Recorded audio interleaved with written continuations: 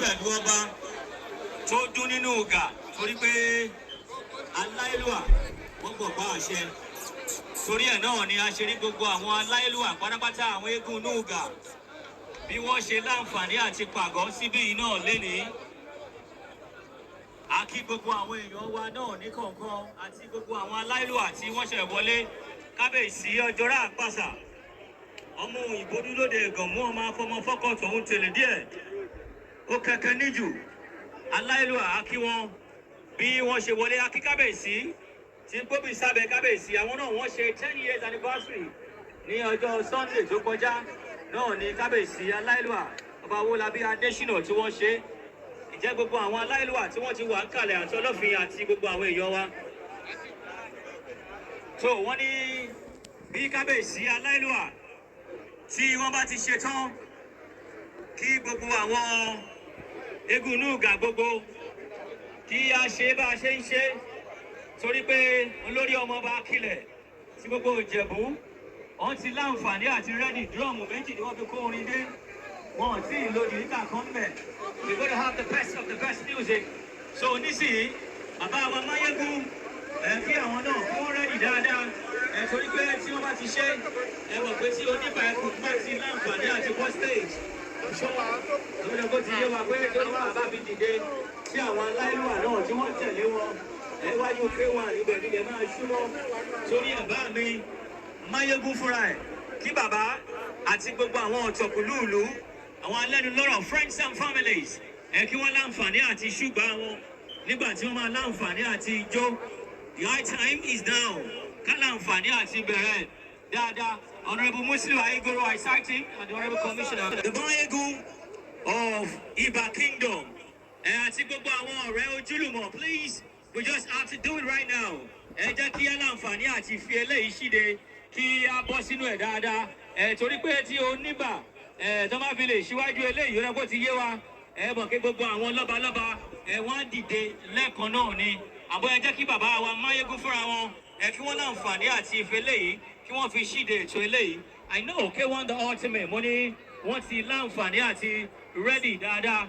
So bàbá wa Alhaji Ọ̀túnba Ismail Ọlájídé Òní bàbá wa tí wọ́n jẹ́ Mayegun of Iba Kingdom àwọn náà ni kí wọ́n láǹfààní àti ṣíde eléyìí náà lẹ́ẹ̀kọ́ sí. My brother is here. MC Kirikiri, you are here. Kirikiri, I cite you.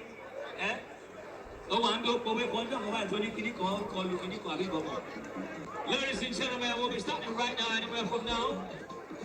Yorùbá ti sọ̀rọ̀ kó tó pàrọ̀ ẹ̀ wọ́n ní iwájú màmá èkìtì ọ̀rẹ́ sí ayọ̀ lọ ayọ̀ bọ̀ ó wọ̀nyí lẹ́nu. Ìgbà tí a yọ ti bẹ̀rẹ̀.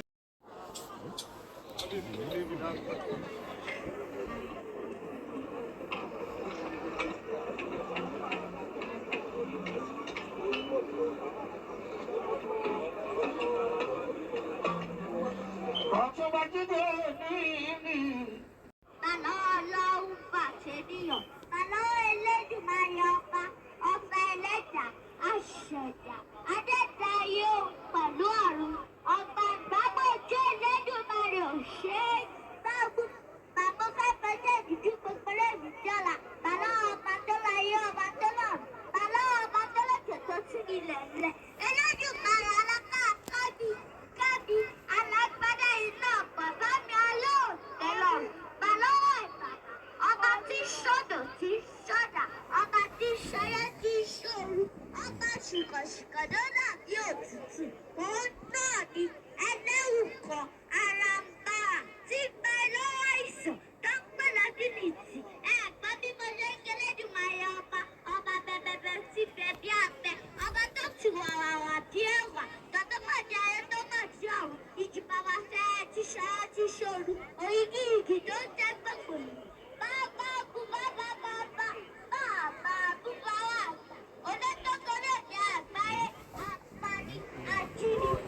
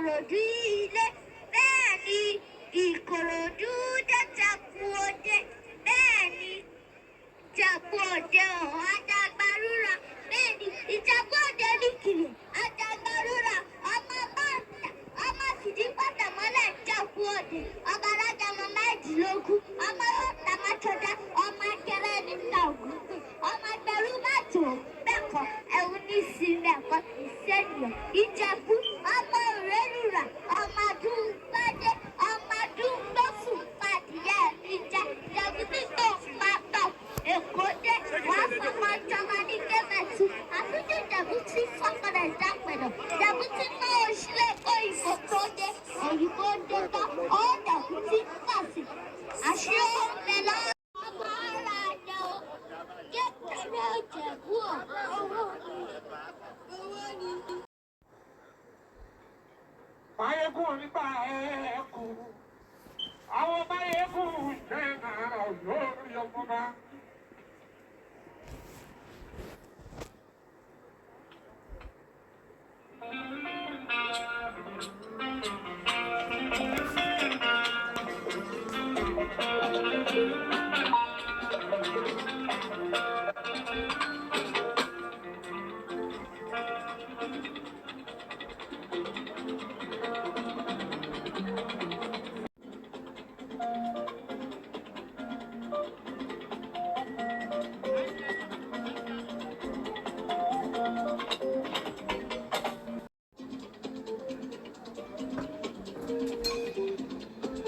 Local constituency, 1 and 2. All the key here is on the federal constituency. Don't be going down so sugar. Don't be going down so jibo. Don't go alone here, not a man. I'm the chairman. Put up to them. And if I have one should you what the vice chairman? I'm a second of all. One Madusha, vice chairman, the council members, cabinet member, executive council. SDA, Okwalo, Otoba, you can ask me also. Alania de Raja, Okoruko Mamopi Soro, you can ask me the Libo. Okwalo,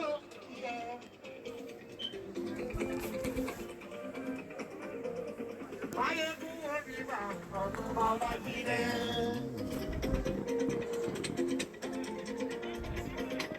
Mayegun gbogbo ìbàlá. Èèyàn tèmi Mayegun general. Aláṣẹ Chisman Holdings. Aláṣẹ Chisman Oil and Gas. Chisman Nigeria Limited. Baba Barista, Anabi Sahi, Fiola Emi. Baba Enoru Bibi, Onabi Lebo. Baba Mogabi Yusu, Onabi. Baba Kani Jala, Onabi. Oto Alagido. Baba Kibogo Tabara. Oto Baba Turisha di Sala. Mayegun Oniba.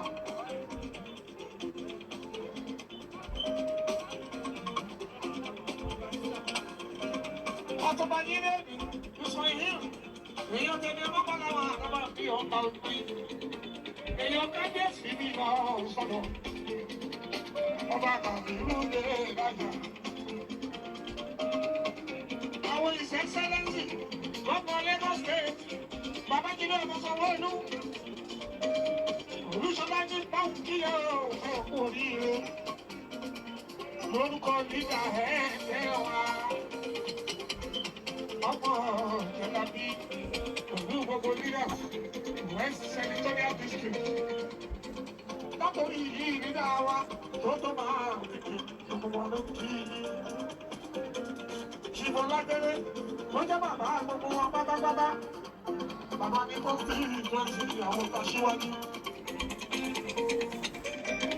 Ọlọ́bìnrin àbọ̀tàjọ wálé, wọ́n máa ní kí ẹ. Àti elected, àti appointed. Ìṣọ̀lọ̀ fẹ́fẹ́ constituency àtànà àtẹ̀bí. Àtàwọn fúnṣọ̀ ọjọ́ wọn lọ́jọ́ iwájú. Gbogbo wọn náà kí ẹ kò tún bá. Gbogbo wọn ní constituency láti kí ẹ kí lọ.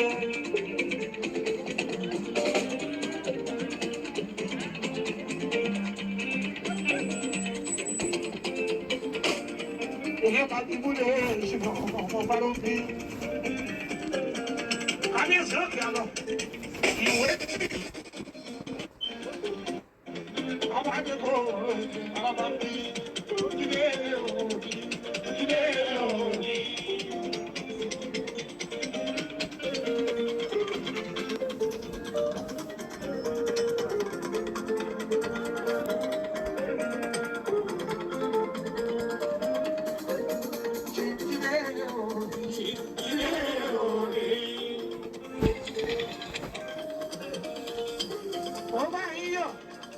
Mayegun Oniba, èèyàn ti Mayegun jẹ́ náà, Jide Obi.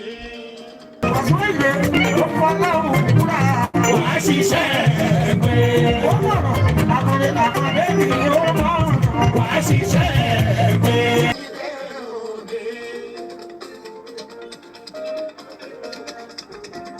Ó ti wáyé náà jẹ́.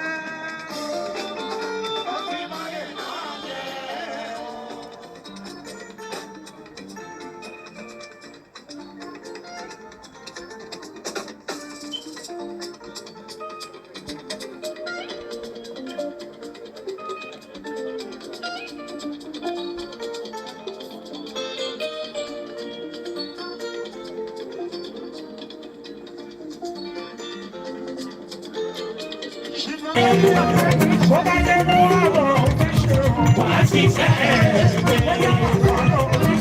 Wàá ṣiṣẹ́ ẹgbẹ́.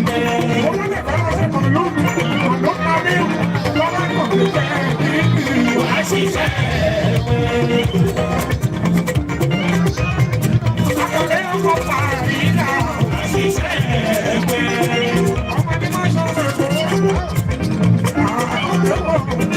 Wàá ṣiṣẹ́ ẹgbẹ́.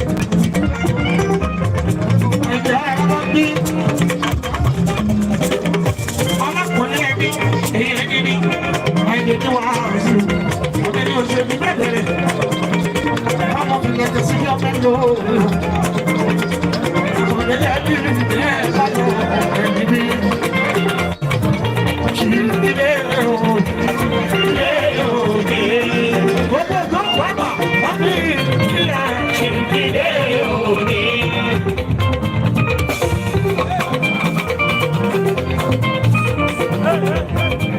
Mayegun Oniba, Oniba Jide Obi.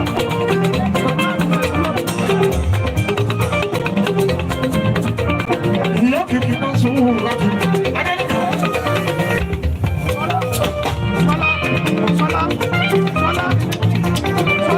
Sọ́dọ̀ àti máa wọlé. Màmá sẹ́mọ́tì. Adé ní ìfẹ́mọ́ sùn láti ṣe síbi. Adé nìkẹ́. Adé nìkẹ́. Ìyá òkìkí náà kí àwọn. Adé nìkẹ́. Ìyá òkìkí náà kí àwọn. Adé nìkẹ́.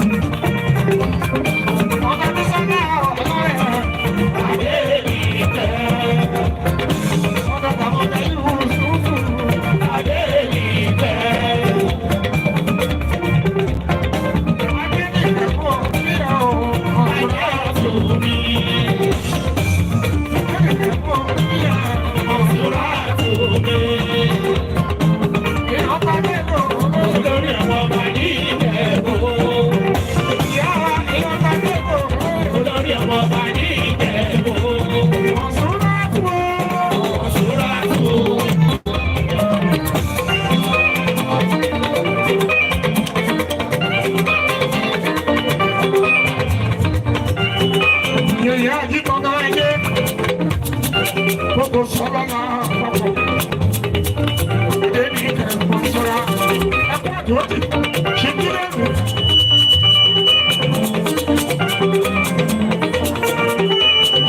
Adéníkà, happy 70th to you. Ẹni aṣẹ́kù ọmọ ẹ̀dá tọ́pọ̀ ọdún láyé. Ìyá òkìkí o. Ẹyọ̀ kan ṣoṣo ni ẹ́, ìfẹ́ ẹ̀dọ́gbọ̀ ní sọ́lọ̀ ọ̀pọ̀ sọ́lá. Ìyá òkìkí o.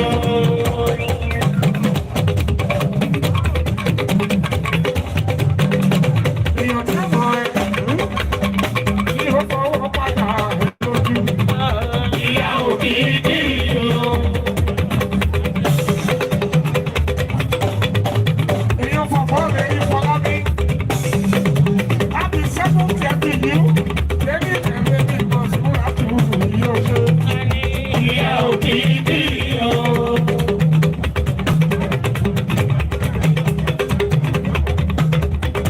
Mo tún ṣe ilé tuntun Bọ̀sùnmùrà tó lórí kẹ́. Ìyá òkìkí o. Bọ̀sùnmùrà tó. Ayé Bọ̀sùnmùrà tó. Lẹ́ni tẹ̀kọ̀ kí yẹ fún Bọ̀sùnmùrà tó. Àwọn fàbọ̀ ẹ̀rí fọlá ní.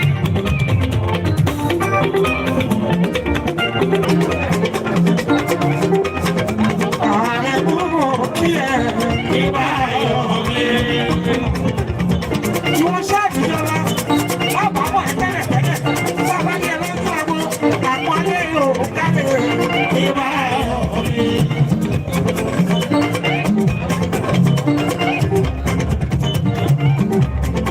Ọkọ̀ tí wọ́n fẹ́ mọ̀ kí ẹ ìbá ayọ̀ mi.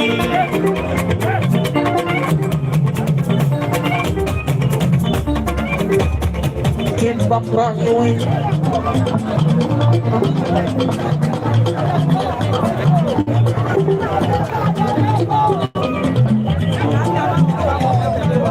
Ó ti wù mí, yóò lù ú fojú mi.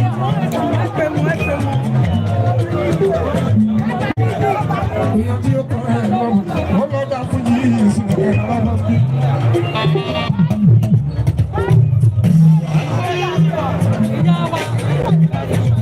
Eléyìí fújì mi, fújì mi. Síkírù ló gbé fún mi, fújì mi.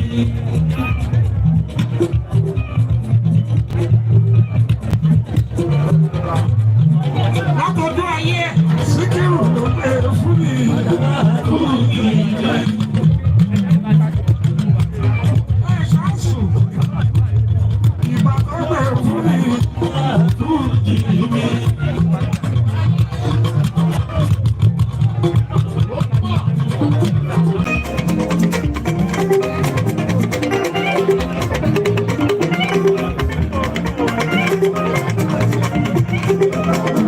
Àríjẹ́ ti international. Ó bá sọ wọ́n lọ́nà rẹ̀, ó ṣíwájú. Wàá ṣiṣẹ́ pé. Ìbúra ń pọ̀ lọ́nà. Wàá ṣiṣẹ́ pé. Àràfà ń pọ̀ lọ́nà. Wàá ṣiṣẹ́ pé.